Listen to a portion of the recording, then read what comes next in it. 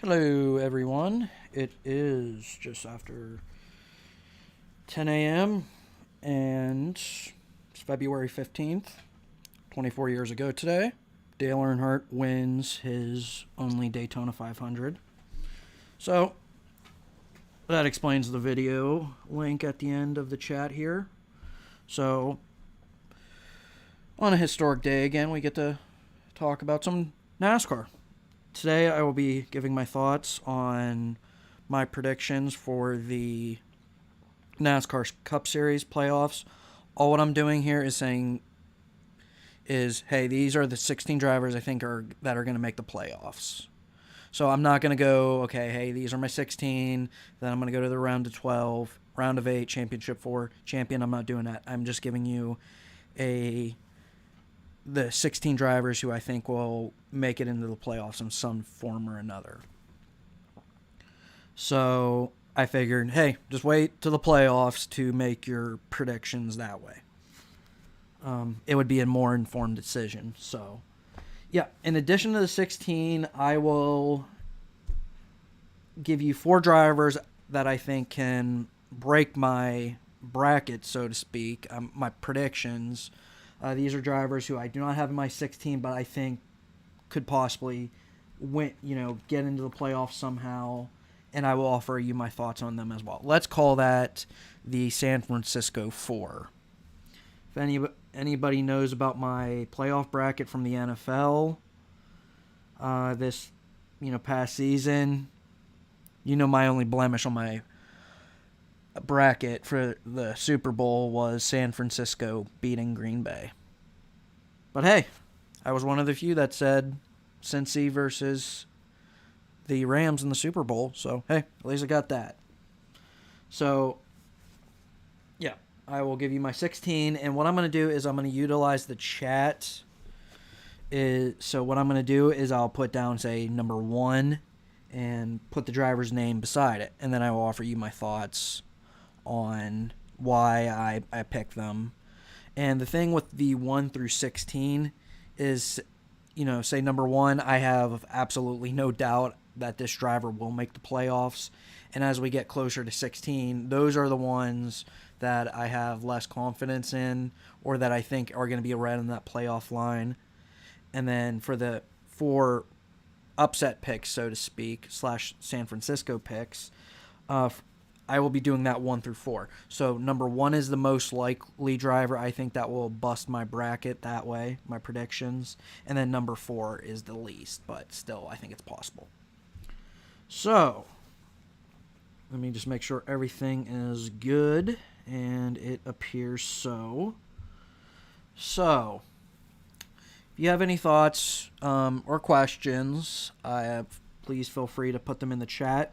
I think I'll take a slight break to look at the chat after every 4 drivers. And yeah, please, so of course, please subscribe to the channel if you haven't, and yeah, please feel free to offer your thoughts. So with that, let's get started. So number 1.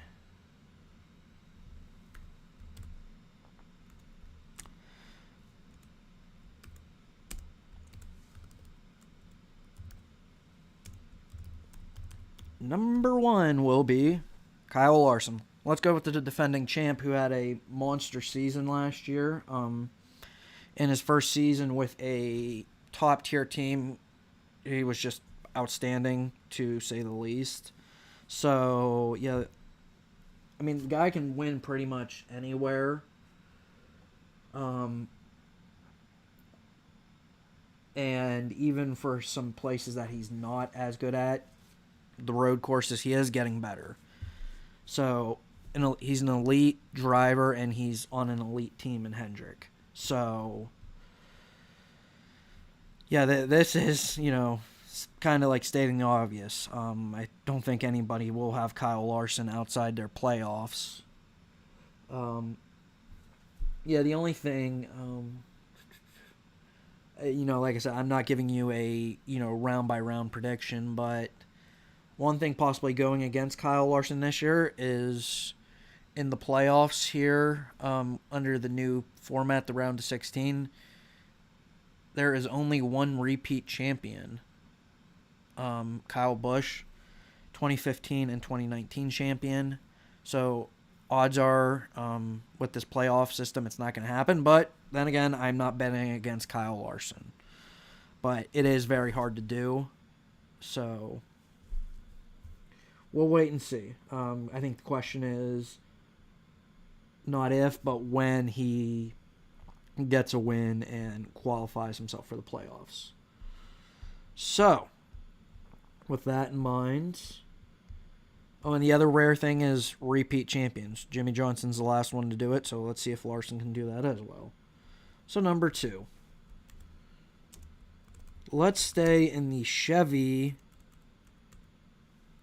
and Hendrick camp. Number 2 is Chase Elliott. Very much like Kyle Larson, Hendrick is peaking, starting to become an elite team again, and these two are the most responsible. And both of them are drivers that in some fashion I can say, hey, they are the best at this. They are the best at that. So for me, putting Chase Elliott second is the fact there are 6 road courses on this schedule. Now, granted, 5 of those I believe are in the regular season, so we're not going to count the Charlotte Roval, but he has 5 chances to get into the playoffs. And yeah, even then, let's just say he doesn't win for a while. He is getting better at being consistent, finishing up front. So that is going to be key, because if you don't have a win, you want to be consistent to have possibly, the most points of the drivers who are not qualified in yet. So now that, without a doubt, I think Chase Elliott is going to win a race, but that's just a thing, a backup plan he has, is he's getting more and more consistent. And the one thing I'm going to be intrigued by this year is I see I think we're going to start seeing another rivalry competition within the Hendrick ranks. I, of course, am first talking about Jeff Gordon versus Jimmy Johnson. I think we're going to have that with Kyle Larson and Chase Elliott. Now, to the extent it's going to go, I don't know, but we'll wait and see. So next up is I have number 3. And with number 3, we're going to the Toyota camp. And with their elite team, Joe Gibbs Racing. Number 3, I have Martin Truex Jr.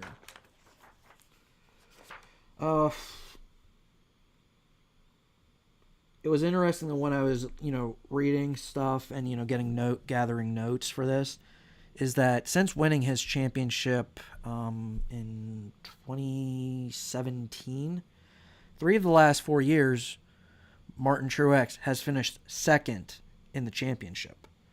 So, what was it? It was first, 3 seconds, so you're up to 7. Plus, he finished 7th, I think the year after his championship win. So, 14 divided by 5, if I did my math right, that's a pretty darn good average for your finishing, your point position. That's pretty good. So, Truex always seems to come in very clutch at various points. And the one thing that most people know about Martin Truex is that, he has peaked, since racing for Furniture Row and Joe Gibbs. And the thing he wasn't, once he started, winning, he couldn't really win at the short tracks. But he is getting better at that. And shorter tracks, I'm including, the Bristols, the Martinsvilles, the Richmonds, but I'm also going to include like your 1 mile tracks, like your Phoenixes, where the championship is run. So, and if it wasn't for Kyle Larson's amazing pit stop, and if that race had not had that last caution, it appeared like Martin Truex was possibly in contention to get a second championship. So, yeah, I'm very confident in his ability to qualify for a championship, to be in the playoffs. The only concern I have is there's some, I've been seeing, some chat or whatever, that some of these older drivers aren't a big fan of the new car, and being that they're older, that it might cause them to retire. So Truex is one of those drivers. I've seen that chat, about, so we'll wait and see. But yeah, I think it's pretty safe to say he'll get into the playoffs some way or another. All right, let's stay in the Joe Gibbs camp.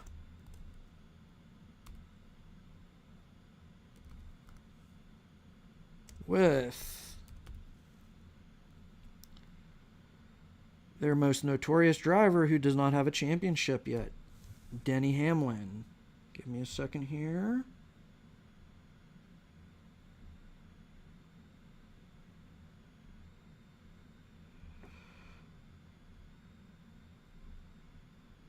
So, Denny Hamlin, what's there not to say?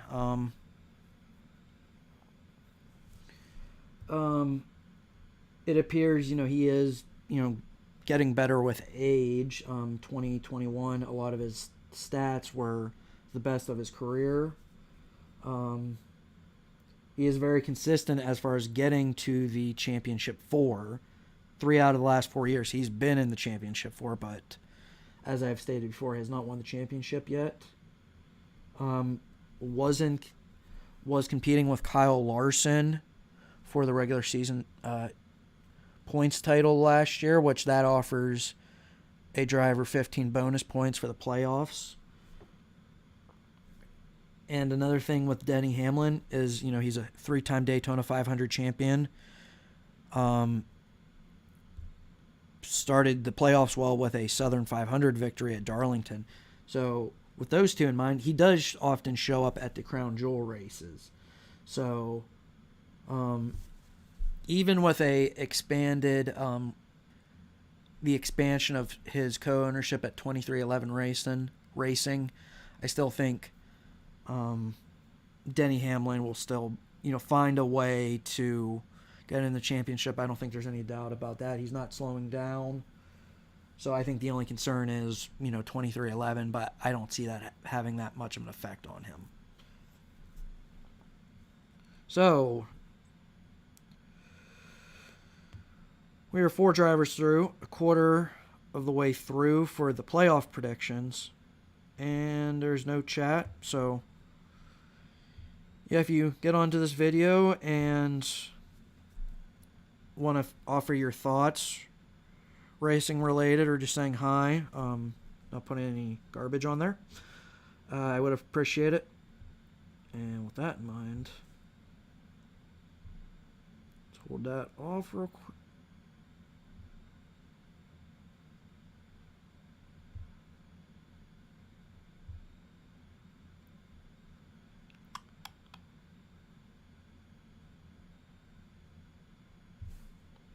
Just a second here, everyone.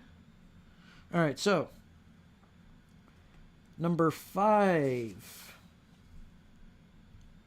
Let's just keep on a roll, on a roll here, and keep a common theme up with Joe Gibbs Racing.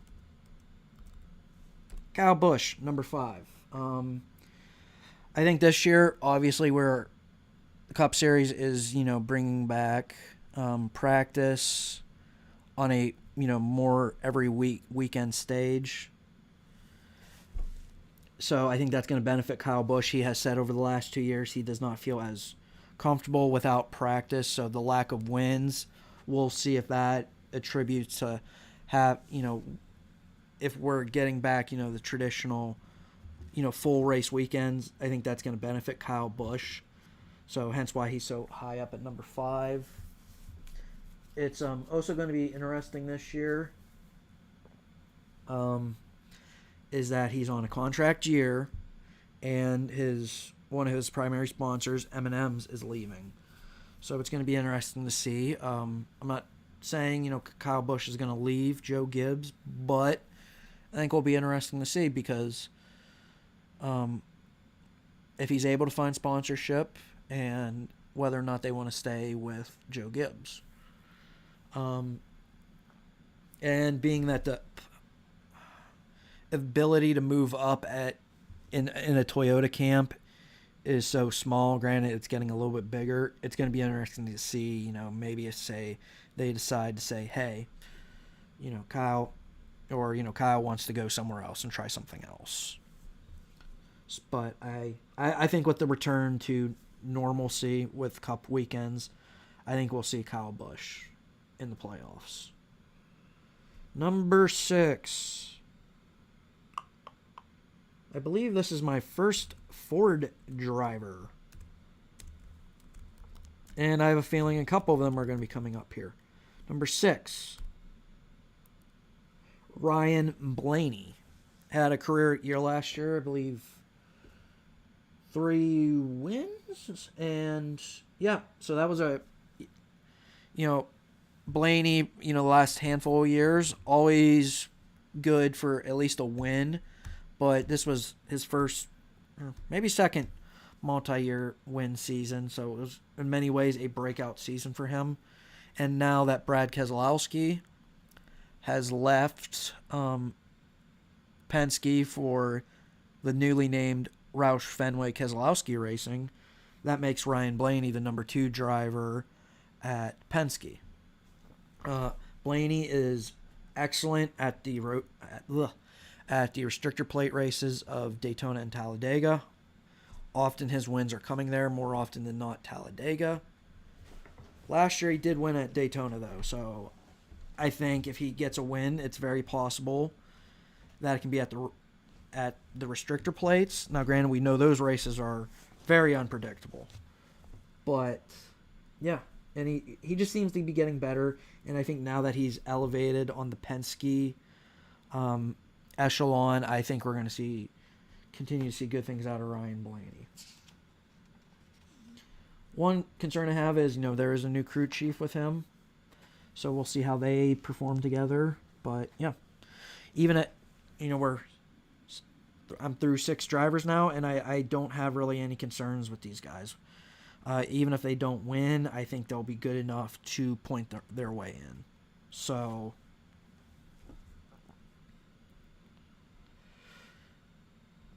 yeah, so let's continue, and I'm going to stay in the Penske camp. Hello, Philip. And Philip just ushers in. Philip, that is a great way to come into this chat because I was just getting ready to say number 7. Your prediction for champion, Joey Logano. I'm going to be intrigued by Penske this year because now Joey Logano is the leader of Penske, and it's going to be interesting to see how they perform with him as a leader. I might say there might be a dip in performance, not much, but then again, they can excel, maybe even better than what they had the last couple years. I'm not sure, but yeah, Logano's still a safe pick. He has a very long active streak for seasons of winning races at least every year, so I think that will continue this year. And yeah, another driver that seems to be very consistent. So yeah, we'll wait and see. Some people in the chat here think he's going to be champion. Not outside the realm of possibilities here. So yeah. All right. Next up, number 8. Let me think. Let's continue with a third straight Ford driver. I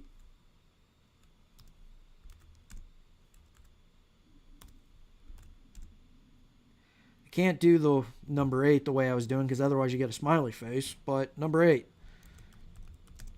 The veteran, the elder statesman of the Cup Series at this point, Kevin Harvick. Thoughts with Harvick?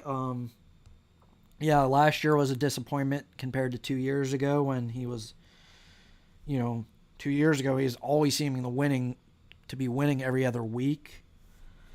But it's going to be interesting with, Harvick and Stewart-Haas Racing is how good are they going to be this year? And another question is old age catching up to Harvick? We don't know. But still with that in mind, even, I think he's going to get some wins this year. I don't see that lasting 2 years. Last year, I would just say wasn't an anomaly. So, yeah, and even then, let's just say he doesn't win. He was still very good last year as far as points. So, but it was just, becoming worrisome because I think we had 13 winners last year. So that meant you only had 3 open spots, and that was a tight competition. But yeah, I think Harvick will. I think he'll win a couple races this year and qualify himself for the playoffs that way. So yeah, and with that, we're halfway through. We already have one playoff prediction with Joey Logano. And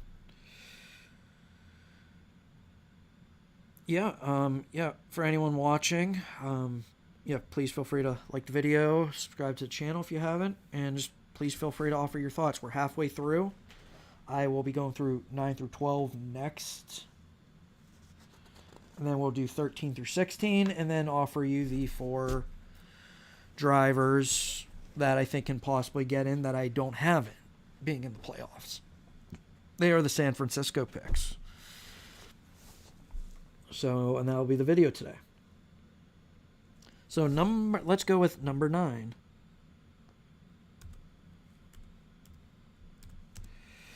Number 9, we're returning to the Hendrick camp. Number 9, the young gun of Hendrick, William Byron.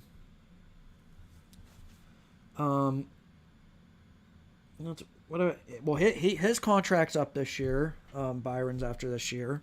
So it always seems to be a thing in sports where if you're in a contract year, you step it up a notch.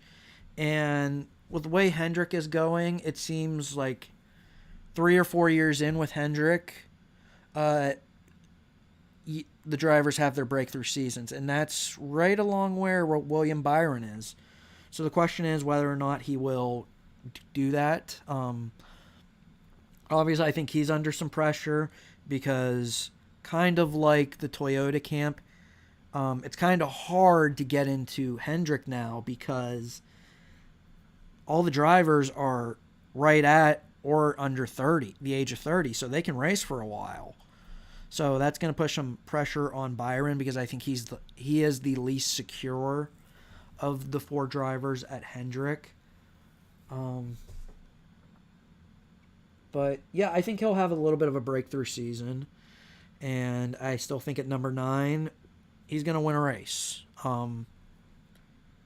So we'll wait and see. This could be one of those ones that one of these 4 drivers I don't have in the playoffs could make it in, and I could possibly see Byron. But I have the confidence that Byron will win and get into the playoffs. All right, so number 10. You know what? I'm just going to do it. 10! Hopefully if some people are watching, they start a trend for that as well by saying it. So, number 10. Prediction might be a little bit high, but considering the last couple years of rookies,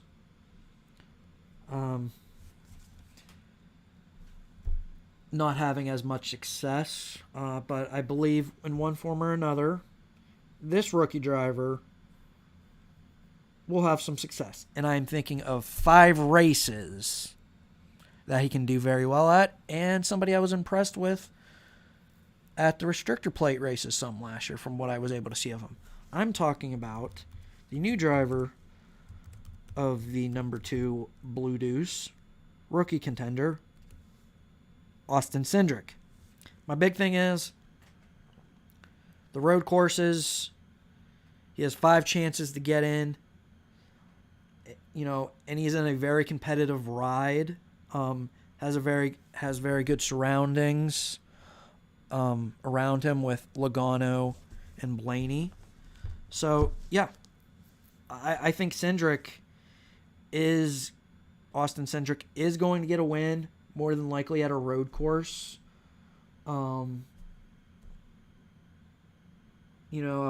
At this point at number 10,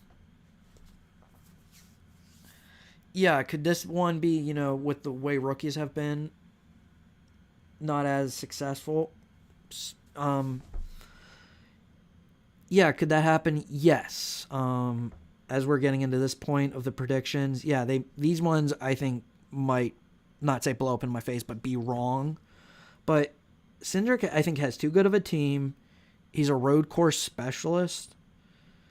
I just look at this and think, you know what? He's going to make it some way or another. And even outside the road courses, I've mentioned the restrictor plates. He seemed to be doing very well there last year. And he's just overall a very consistent driver. So, yeah, I don't have any doubt in my mind. I hope this one doesn't blow up in my face. I don't think it will, but we'll wait and see. And good point to pivot to another driver who, as recently as last year, raced the number 2 car and is now a part owner of RFK Racing. Number 11, I have Brad Keselowski. Yeah, we'll wait and see. Obviously, going from Penske to what was Roush Fenway Racing. A little bit of a downgrade, but I think, and from what I've been seeing the last couple years, Roush Fenway is a team that's right outside that playoff. Right outside the playoff. So let's just say 17 through 22. That's where the drivers have been, and I think possibly, and I think Brad Keselowski is going to help move them up. Now, is it a question of whether or not he's even going to be a championship driver? We'll wait and see, but I think he's too good of a driver not to get in. He is another great restrictor plate driver. We'll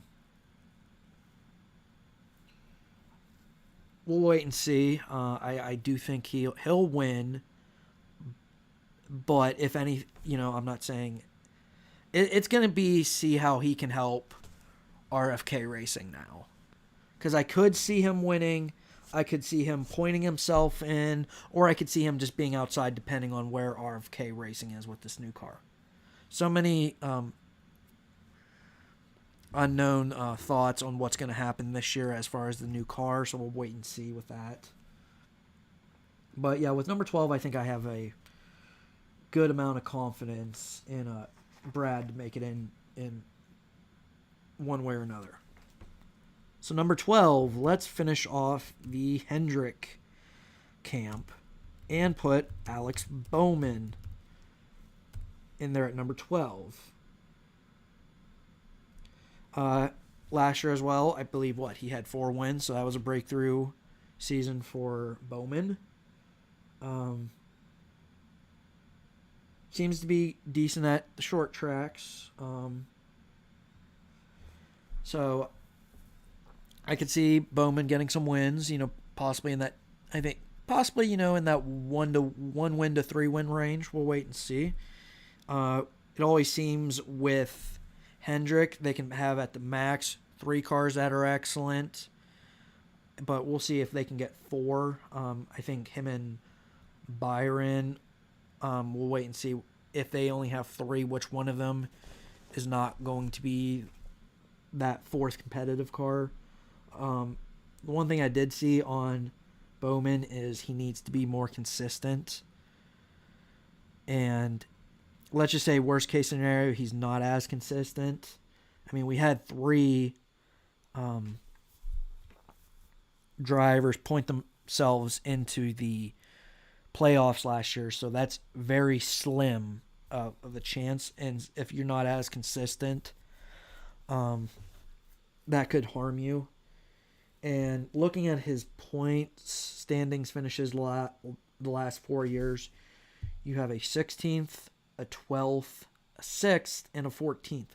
So outside of that 6th, he's hovering. So yeah, I think he's very good to get a win. But if that doesn't happen, I think 12, I'm starting to feel, less of confidence. If you're not going to have a good season, San Fran 1 through 4 can get in. But I think Bowman will win a race, possibly multiple races, but we'll wait and see.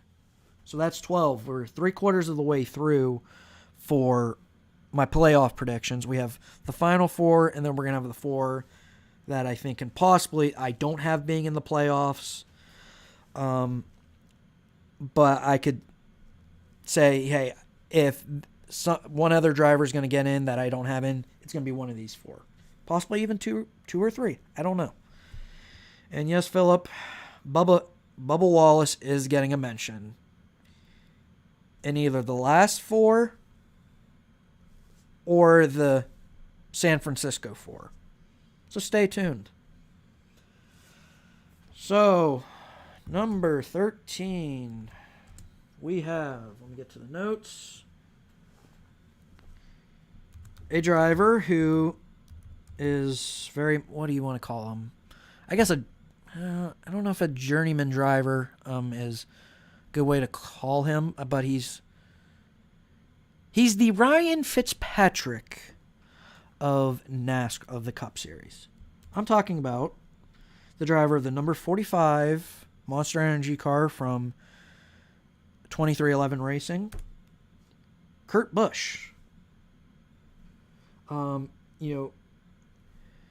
The expanded, he's in the new car for the expanded 2311. Kurt always seems to, for the most part, be able to take equipment that is not elite and, get the most out of it. And that's usually good for a win most seasons. If not, he's very consistent to point his way in. I think he's going to be very helpful to the development of 2311 Racing. I think he's going to help Bubba Wallace as well. So I think one way or another he's going to get in there, and I think he's going to help 2311 Racing. So he'll be in, let's just say 50-50 on whether or not he's going to win or he's going to point his way in. So next up, number 14. There's a few teams that I feel can get one of the last few playoff spots or be one of the first ones out. And this team here, and this driver specifically, I want to say, I think, is going to have a breakthrough year. He's right at that 3-year mark for being in the Cup Series. He drives a Chevy. And I believe he's going to get his first win this year. I am talking about the driver of the number 8 car for Richard Childress Racing, Tyler Reddick. I think, I'm looking at Reddick, and I have him as number 14. I don't know if we'll have 14 drivers winning, but like I've said, at this point in the predictions, hold on a second. I'm looking something up real quick. Okay, we're good there. In this point in the predictions, I either think you're going to get a win, or you could point your way in, or just these drivers here, even 13 and 14, I think could be the ones that get bumped out, depending on how good of a season they have. I think it depends on how good of a season of that Richard Childress is going to have. but I really do think Reddick is going to get a win.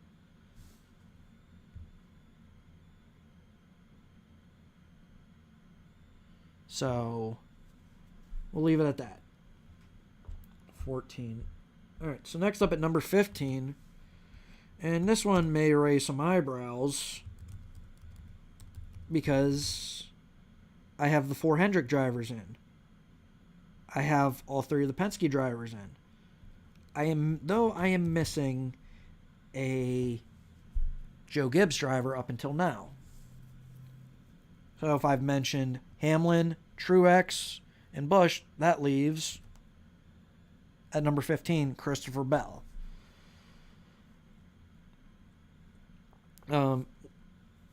Winner of 1 race last year.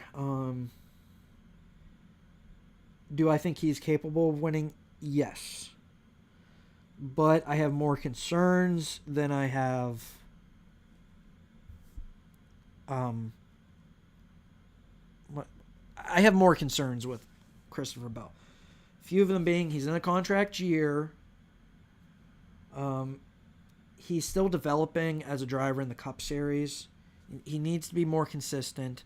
And considering those top 3 drivers at Joe Gibbs are on another level, so to speak, that makes things hard on Christopher Bell. Plus, like, as I've mentioned before in the video, the pipeline to get up to Cup is so thin at Toyota that if Bell does not perform, they're probably going to be, he's going to leave, or Gibbs is going to say, hey, we're not going to renew your contract. Very similar to the situation that how he came into Cup, him taking Eric Jones out. I think it's very possible that Christopher Bell, if that does happen, that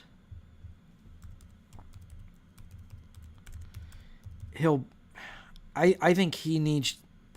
I'm losing my thoughts here as I'm multitasking, looking things up, but I think there are greener pastures for him. So we'll see what happens with him at Joe Gibbs this year, but reason I have him so low is I have more concerns.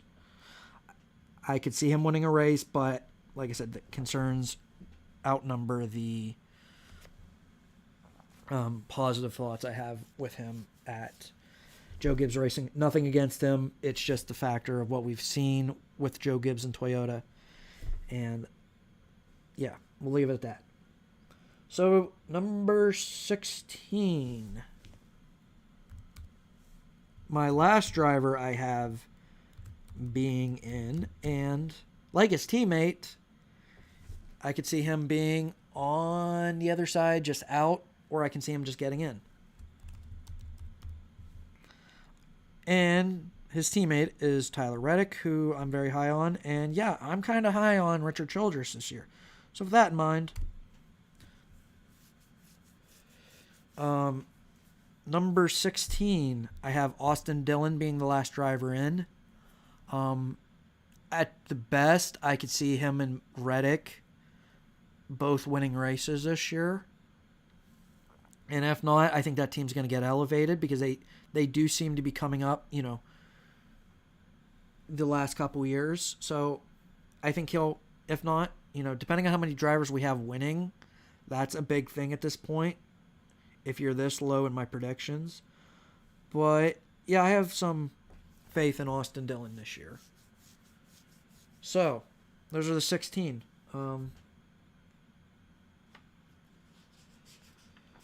So just left in this video now, I have the 4 upset picks. I call them San Francisco picks. They can bust my playoff predictions. So we'll get to those here in a second here. Philip asking, how about Greg Biffle trying to race his way into the Daytona 500? Yeah, that kind of came out of nowhere. Greg Biffle coming back, I mean. And it's going to be interesting because what? I think he's racing for NY Racing. So, and what I just saw the entry list. There's 42 drivers in it, and so only 2 will be going home. So, and Biffle is one of those drivers that is not guaranteed into the field yet, and he's there's 6 drivers competing for 4 spots. Jacques Villeneuve in the 27, Biffle in the 24, Kaz Gralla with the money team, J.J. Yaley in the 55, Noah Gregson in Beard Motorsports number 62, and Timmy Hill in the 66. Obviously, out of all those drivers I named, Greg Biffle is the most successful of the bunch by far. So I think some way or another he'll find himself in there. I'll make that a prediction. I think Greg Biffle is going to get one of the open spots. There's too much talent there, and I think he'll be able to work with somebody some way or another. I mean, it's interesting because let's just say this was a couple years ago. Matt Kenseth and, say, Carl Edwards are still racing, and say Biffle does this. Okay, yeah, I could see Biffle working with one of them. But I think Biffle, I'll say he'll make his way into the 500. Very cool to see him come back, though. Not a favorite driver of mine, but not a driver I disliked either. So, yeah, we'll wait and see. I'm off today, so I'll see some practice. And I'm also off from work on Thursday, so I'll get to see the duels. So, possibly offer some thoughts after that. So, we'll wait and see. But let's get to the 4 drivers that I think can possibly screw up my playoff predictions. As I've stated before, I think, let's just say 13 through the early 20s, I think if you were to predict the drivers all from there, you could see some of those drivers outside the top 16 make their way in. So these are drivers that I have that I don't have in the top 16, but I think they could very well make it in. So, and with these 4 San Francisco picks, 1 through 4, 1 is the one I think I could see most likely busting my playoff predictions. So, Philip, your buddy's making it. He's making this list. Bubba Wallace is a driver I have just outside the playoffs right now. But the reason he is San Francisco number 1 is I think Kurt Busch is really going to help that team. Bubba is an excellent plate racer. I believe he had, in addition to his win at Talladega, he had the best average finish of all the Cup drivers at the restrictor plates. So, yes, while I don't have him being in the playoffs because he was like right around 20th place in the standings, which does not get you in the playoffs, I still feel like we need to see more improvement from Bubba. But I think Kurt Busch is going to help. But we'll wait and see. It all depends on how well the expanded team at 23-11 goes. Philip, yeah, I don't have him in the playoffs, so I mean, I'm just trying to be realistic here. I think the big thing there is Kurt Busch. But we'll wait and see. Maybe it could be a thing where the team is expanding too quickly. We don't know. And San Fran number 2. This driver is in a very similar situation to Bubba. And it all depends on how his team does as well, and how he performs as well with a better teammate. No offense to Ryan Newman, but I don't know what effect Brad Keselowski is going to have on RFK Racing, but it's going to be interesting to see how his teammates and San Francisco number 2 prediction, Chris Buescher does. Another driver that's just, one of the best drivers just outside the playoffs. And like Bubba, let's see how much Brad Keselowski helps Chris Buescher. Buescher is in a contract year, as I've mentioned before. That always seems to bring the best out in some drivers. I've seen some place, reading before, Keselowski could just be waiting for somebody else. We don't know, but Buescher, another one that I could see possibly sneak in a restrictor plate win. He always seems to be up there some, but we'll wait and see. More than likely, I think he'll point his way in, but that's going to be based on how good RFK is doing this year.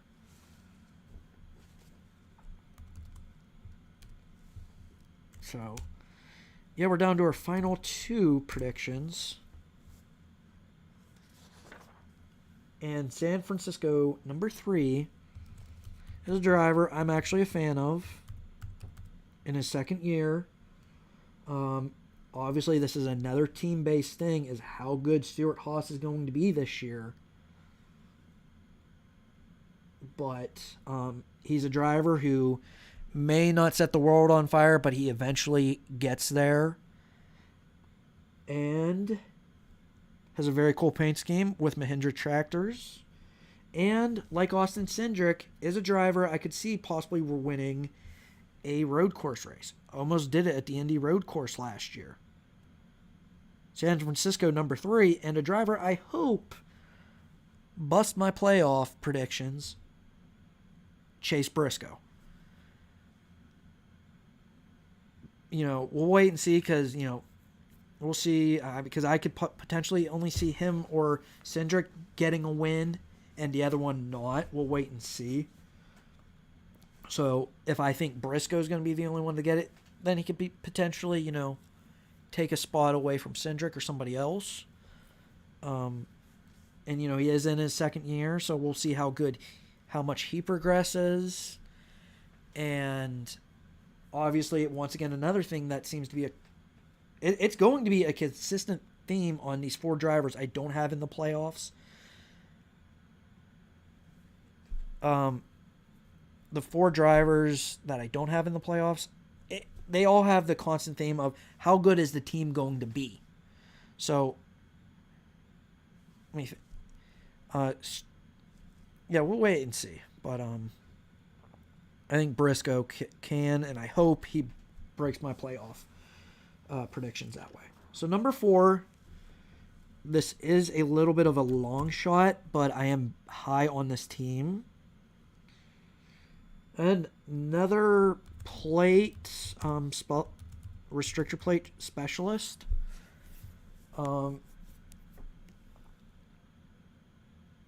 That, I'm going, this is a little bit of a gamble. I'm high on this team. And it's a 2-car operation now. So I think they can possibly sneak their way in there. I'm talking about Colleague Racing and their only full-time driver, Justin Haley.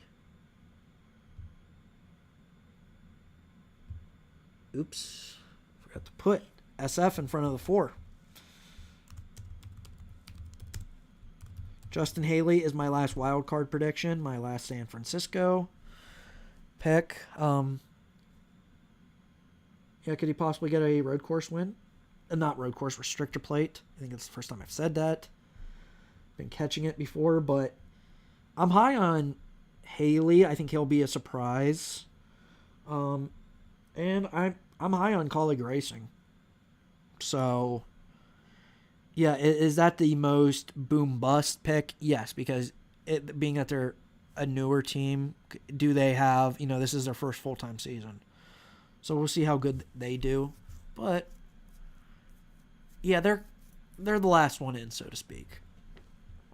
So, yeah, that's it. Those are my 16 drivers I'm predicting will make the playoffs. And 4 that I think can possibly get in, but I don't have getting in. But we'll wait and see. August, September, we'll see how true this is. I'll probably come back to this video and see how right I was.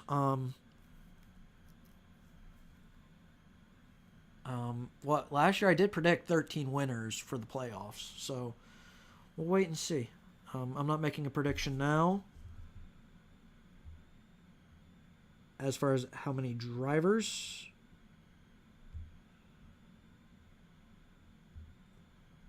But we'll wait and see. And before I get to the last comments, before I get off here, let's get some junk off of here.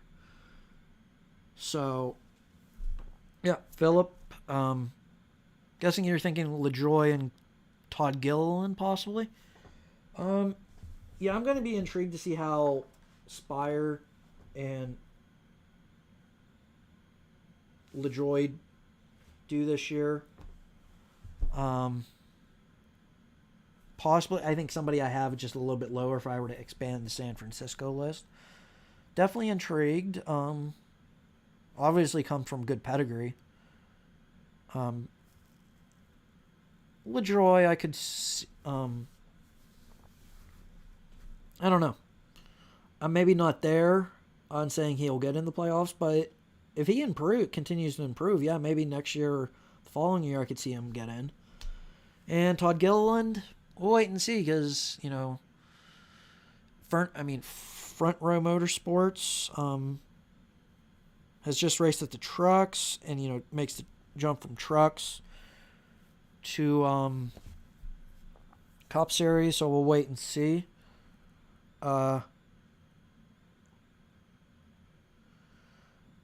Yeah, LaJoy, not outside the realm of possibility, possibly, but yeah, and I think that's that. So, thank you to most of you who showed up on the chat here. Philip, I appreciate it. Your thoughts as always. And yeah, I think that's it for the video today. Yeah, please like the video. Please subscribe to the channel. And yeah, I appreciate the help and support. And I will catch you guys later.